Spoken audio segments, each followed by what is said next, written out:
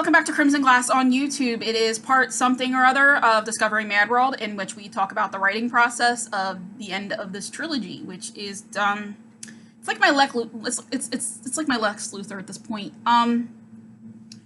It's I feel like I've been writing this story my entire life, and I don't know, and I don't mean like the trilogy, because yes, in some ways I have been writing Mad World for a very long time. The original version of it came out in sometime, and it actually came out in November 2004, because technically it's not important. But like the version I've been living with only since 2016, and I have been writing book 1, book 2, and book 3 for the last 3 years. But I feel like book 3 feels like the one that I have been annoyed with the longest. And it's, as I've said, the one I had the least vision of, and it's good. Like, there's some stuff I've written in this that I'm so happy with, book 3. I'm so excited about the Carly stuff, the Jason Elizabeth stuff. Like, I'm just really happy with all of it. It's just, I made a lot of choices with the way I approached writing this that I have learned from. And I want to talk about the ways I've learned about it. So one of the big things I've learned is I need to know why I'm writing a story. And I think that that's a strange thing to say, and let me explain. So writers always approach a story from their ideas from a different way. A lot of original, like people, I follow a lot of romance writers, and that's like my favorite thing to read. And they talk about sometimes they get the character first, and then they let the character lead them to the story, and that's actually very, very, it's very similar to what I do. I have a set of a stable of characters that I love to write. It's Elizabeth, obviously, and then Jason, and then Sunny and Carly, just because they're there and they're the leads on the show, so they have a lot of story to work with. Patrick and Robin. I love to write a lot of Dylan. I write a lot of Lucky. So these are the characters that I've been writing for the last 18 years, since I just celebrated that. So I usually do kind of we start sort of with the characters, in the sense that just like, this is the show I watch, so I start with the characters. And then I start with just an idea. And a lot of my stories are just what ifs. Like, so because I'm a liaison fan, I've been rewriting their history for like the last 18 years. The very first story I ever wrote, was me rewriting the Liz and Xander debacle. So, like, I've just been rewriting it for so long that I think Mad World is a unique experience for me in the sense that I have never written a trilogy like this. So what I mean is that the first book was really easy because I was still rewriting GH. And because I was rewriting the Panic Room, I was approaching it from that kind of energy. I wanted to rewrite the way that Jason reacted to that. I wanted to rewrite the way that the Elizabeth and Rick stuff worked from that. I never liked that she was so in his corner. I never liked the way that the show wrote her as very gullible when it came to Rick. I was very unhappy with all of the Rick stuff. And it's just because, like, I love Rick Hurst. I've never really been able to like Rick Lansing. And I will say that there were times that because of the way the show wrote him later, is almost like they knew they wrote him into a corner and they backtracked. And I think that's one of the reasons why we did not get a Liz and Rick kind of, okay, this is not that point of that story. We'll talk about that in another video, I guess, maybe my feelings on the Liz and Rick storyline. But I never really kind of connected with Rick again, other than like moments where I liked him with Rick and Alexis in 2000. I liked him with Alexis in 2006 up until the Sam stuff. I was really happy with that. And then I really liked him being in the middle of things with the Zakars. I think that was a really good match for him. I was disappointed that they didn't write Rick and Claudia a little bit more. Like, they didn't really connect to that. Like, I'm mostly just disappointed with how Claudia ended up. And when we get to some of my Zakara plans, we can talk about that in more detail. So,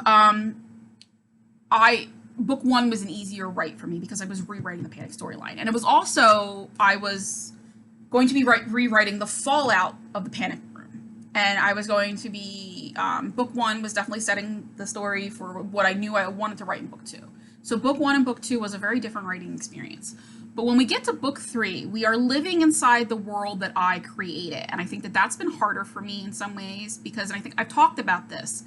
I think I talked about this when we did Camp NaNoWriMo. And when it comes to fan fiction, like, in some ways it's easier because I don't have to spend a lot of time describing my characters because you guys know them. Which means I don't have to spend a lot of time on descriptions of, like, Elizabeth's brown hair and, you know, what do characters look like. Like, you guys know them.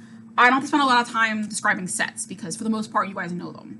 So like that lets me really focus on dialogue and actual story. Not that I don't do any of that stuff, like that's because just sometimes you have to set the scene.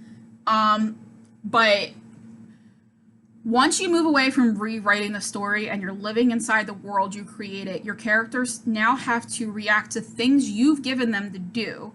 And then they have to react in a way that shows both growth and still feels like the same character. And I think that that's, as I said, was always going to be my biggest challenge with Mad World.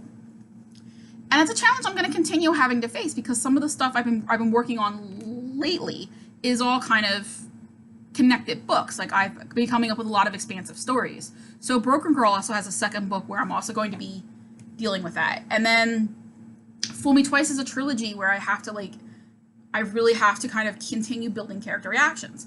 And the point of having a soap opera is that these characters should both change but still retain their innate sense of who they are. And that's been, I will say, one of the biggest struggles for me in Mad World because I am now writing the third book in a series where Jason and Elizabeth are together. And as a liaison fan, that sounds really weird to say that that's been a struggle, and it's because we never really got to see them together. So I don't know, outside of how I think they would act, how they would be as a couple. I don't know. We never got to see them doing normal couple stuff. They never were out in public. They never reacted to the world as a couple, because most of the time they were together, nobody knew it. So that's been kind of a very interesting, challenge to address in Mad World when I'm writing it. And that's been, I think, the biggest problem for me is just not knowing how my characters would react to things. And then once writing it, figuring out that, yeah, you know what, they would have done something different here. And so what happened with Mad World Book 3 is that, as I've stated in the long run, it's always been an afterthought. It was always like the book where we deal with Rick. And once I switched it to focus back on Liz and Carly, that really changed the way I was writing it. I had planned to do a time jump. Book 2 ends in November, and then Book 3 was going to start in January because I wanted to kind of very much separate myself from the serial rapist story. And now I'm looking back and I'm thinking I don't know why I did that, because I think that Mad World works better when it's a continuation of one long story, and in some ways it is. We have been dealing with Elizabeth and Carly's trauma from day one. And I tried to skip that in Book 3 and get right to the Rick stuff, and that never really worked.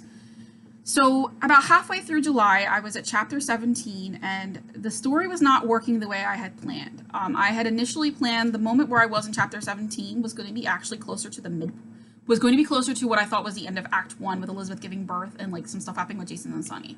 And I thought all of that was going to happen a lot sooner to the beginning of the story, but the more I started getting into these characters and the way they were reacting and things, I realized that I didn't know enough about that 2-month period that I had skipped. And I thought, okay, well, all right, maybe I'll write like a small little novella and we'll do a couple of days in the beginning, or I'll write that stuff out for me to have. And then I got to write starting what I was called chapter 18 at that point. And I got two scenes into it, and it just, when I say it wasn't working, I want to be very clear about what I mean by that, because there's a not working in the sense that you're just tired and like you just don't want to look at it anymore. And that's kind of how I felt the last couple of days looking at the chapters I was working on, and it's just because I'm exhausted with the story. But I didn't feel like the story itself was wrong. I felt like I was wrong. Like my energy approaching the material was wrong. When I was writing the chapter in mid-July, I didn't feel like my energy was fine. It was the next day, it was 1 o'clock, and I was writing, and the material felt wrong. And once I have like really learned to like respect that, because I felt that way when I was writing Broken Girl in December, and I think I know that me going back and redoing it made it a better story. I felt that way when I was doing Fool Me Twice, which is why I stopped, and I felt that way when I was doing the first draft of Mad World back in April. So like I have learned to really respect when I feel like the material is wrong, it's usually because it is. And so I stopped and I tried to think about why it was wrong. And I don't want to get into a lot of why it was wrong because it's like spoiler filled, and I want you guys to kind of be able to experience that story, and maybe when Mad World is out, I will film something that's a little bit more in-depth on that. But what I realized is that I had the wrong starting spot, and like I think I always kind of knew that that was the truth. Elizabeth has a medical condition that I gave her the diagnosis off the page, so she was already going to have it and already have like kind of digested it when the story started, which I realized was wrong. Some stuff was going to happen with Dante and Sunny that was going to happen before the story started, and we were doing, like, I did a lot of things. We were looking at the effects of what was happening. It just, like, it was the wrong spot, and I was telling the wrong story again, where I had decided that I wanted to focus on how Liz and Carly, like, recover. And I wasn't really still, even then, after I had re-envisioned it, I still wasn't giving the space for their trauma. I really wasn't, and I wasn't giving them space to not only confront that trauma, but to deal with it, to actually resolve it. And I just wasn't happy with it. So at that point, I had two choices. At that point, with that chapter 17, I was about 7 or 8 chapters away from the end, which I still am at that point. Like, that from where that moment is, there's still about 8 chapters left of story. So, like, I could have, and then I'm looking at a story that isn't 35 chapters, but 24 chapters. And I was thinking, well, that wouldn't be terrible. And then, so I'll finish it, and then we'll go into revisions. And then once I started thinking about why the material wasn't working, I was like, well, we'll probably have to add a couple of chapters to the beginning. And so do I want to add those chapters in the beginning in revisions, or do I want to add them now? And if I'm going to have to spend the time writing chapters, if I know it's going to be more than one chapter, I think that's important. With 2 weeks still left to go at that point, or I had 21 days left to go, so I think I stopped on July 9th or July 10th. That sounds about right. I decided to stop, and I was like, what do I need in that first part of that story? And when I started to write what I needed in that first part of that story, it wasn't 1 or 2 chapters, it was like 15. I plotted 14, and then I added 2 more, and then 1 chapter fell away towards the end, and I ended up with 15 extra chapters at the beginning of the story. Which meant instead of having maybe 25 chapters, we were now looking at 40, which is my upper limit of what I want.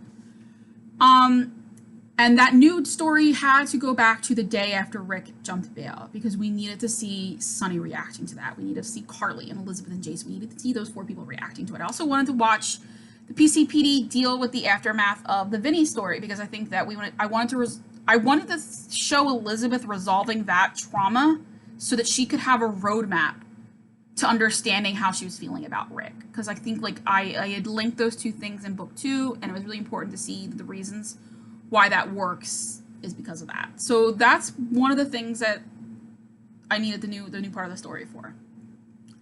And I learned, like, a really valuable lesson about starting the story in the wrong place is not just a convenience situation. Like, obviously, it would have been more convenient for me if I had known in May that I needed to start it that early. I think June actually would have gone faster for me, because once I started writing those chapters were really easy to write. I didn't realize how much I had to say about that aftermath until I started writing it. And then I think what happened that was really interesting was that then it was harder for me to get into the end of the story, because I wrote it out of order. So now what you have is the middle 17 chapters are now the middle, and they were initially designed to be the front. So they need a lot of revisions to kind of fit. And then I wrote that, and then I went back in time, and now I'm leaping ahead. And so, like, my kind of flow is messed up there, because there are tons of writers that can write completely out of order. I am not one of them. I am a linear writer. I write from beginning to end, and then when I revise beginning to end. So it's really hard for me to write or think out of order. So that's going to be, and the better you are at starting your story at the right moment, the less work you have in revisions. And what I've always wanted to do with really thinking about my writing process is to really think about what works for me and learn from every single first draft, so that every time I write a new first draft, I have made the situation easier. I learned a lot about building stamina so that I can get up to writing. When I first started writing Mad World in June, I was writing 2,000, 3,000 words a day, which for some writers is a lot, but for me, it's about half of what I'm used to writing. And I decided not to look at that as a bad thing. I was building my stamina of sitting here and living with a story. By the end of the month, I was moving into that 5,000 words. And then by the time I hit the end of July, I was writing 6,000 to 7,000 words a chapter. And, like, some of that's going to get edited down, but that's a really good lesson for me to learn, that I could write a book in a month, but I actually probably need 2. I need a couple of weeks to build into the story. And then I need that middle part where I'm, like, going like a freight train, and then I need the last couple of weeks where I start to get tired towards the end, especially when I'm writing something that's going to be over 200,000 words. My brain is just exhausted. So that's kind of like the short story. I know this is 15 minutes, but that's because I didn't do a video talking about any of this. That's kind of where we are with Mad World, is that it had started in the wrong spot and I stopped, and I'm really happy. I'm not mad about having stopped, even though it did throw me off because it took me 3 days to replot. And then, so 3 days to replot, and then it took me another 3 days when I got into a situation about a week later. So that's like 6 days of writing I lost. And then last week I kind of lost 3 days. So it's like 9 days of writing in July that I had lost. And I had not anticipated taking like 9-ish days off from writing a full chapter when I had built that extra time into June. June was supposed to be the day where I could skip a chapter and not meet like writing goals. July was not necessarily supposed to be that. And that is mostly just because the flow got messed up because I couldn't write in order because I didn't have the tools. I didn't know what happened to the characters, so I didn't know how to deal with them. So that's where Mad World is. I'm actually not mad. Like I said, I'm not mad about where it is. I'm looking forward to the challenge of revising it because I'm going to be revising it in a linear order, so that's going to be interesting. I don't know yet what it's going to look like because I haven't finished writing it yet. I'm hoping to finish it August 6th, but like that's 9 days of like 9 chapters lost in the schedule, which means I'd probably be at the epilogue. Like I would be finishing today if I had thought a little bit more. So when I talk about my discovery process for Fool Me Twice, I'm going to spend a lot of time thinking about the starting point because one of the things that went wrong with my last 2 projects, in fact, that's what's been going wrong for me for a while, is I'm never picking the right moment. When I originally wrote Mad World in 2006, no, I keep messing this up, and I think it's because my brain refuses to accept that it's 2020. I think that's where we are with this. So I think happened is that when I wrote the first draft of what ultimately became book 2, but it was only the first book, where before Mad World became a trilogy, I wrote book 2 on its own. It was supposed to be just a standalone story, the Panic Room and the Serial Rape. This was just be one story. I wasn't going to rewrite the Panic Room. And then I had started it in the wrong spot. I wanted to start it closer to the end of the Panic Room. And I was like, well, no, I really want to, like, so Mad World from the beginning has always been a problem with starting points. Fool Me Twice was a problem with starting points. Broken Girl was a Slater problem. I realized I just needed I needed a prologue with that, but I also knew, I kept moving it earlier and earlier. Like, I think the first draft I wrote of Broken Girl was more March, like towards the end of March, and by the time we published it, it's closer to the end of the quarantine. So, like, it's closer to the beginning of March. So, Broken Girl had less problems, but it's still a matter of I need to think about when I'm starting a story, why it's starting there, what benefits I'm getting from starting there, and why it would be a bad idea to start elsewhere. And I mean, that is a problem with Fool Me Twice that I want to get into, but it's been a huge problem with Mad World from the first time I wrote it to where I'm writing book 3, is I keep putting it in the wrong place. And I think it's just because sometimes you get lazy, and I was like, I want it to skip everything. And every time I try to skip, it always bites me in the ass. So that is the drafting process of Mad World. I'm very sorry, sort of, that I didn't kind of check in more, but I don't know if I would have had anything valuable to give you. I think that these vlogs work best when I have something to say. And I actually haven't had anything to say because for a long time it was going well. And I was checking with my Patreons and we were going into story details, but like that's not what we do here for you guys on the regular channel. So, all right, I am going to go now because it is 9:46 and I need to do a couple of other things today. I need to go write some flash fiction, and I think I need to refilm my site and story status update because I did it without the lights, and like now that I've been used to them again, I think what's happened, I wasn't used to them. It's been a while since I filmed. Like, I'm not online anymore. I'm not on my meetings anymore, so like I think I just need to redo a couple things, and then I want to come back and do a couple of other things. But I'm going to come back and check in with you guys more with revisions. Like, I want to check in after the full first draft is done. I'm going to check in and talk about what I think some of the big things I want to change are, and then I'll check in more often. I think with drafting, I just don't think I find any value in making these videos, and there's no point in me making these videos unless I find something to talk about, because not enough of you guys watch it. If more of you guys watched them, I probably would have made more. I'm not gonna lie, but you guys would rather I be writing. You've told me that.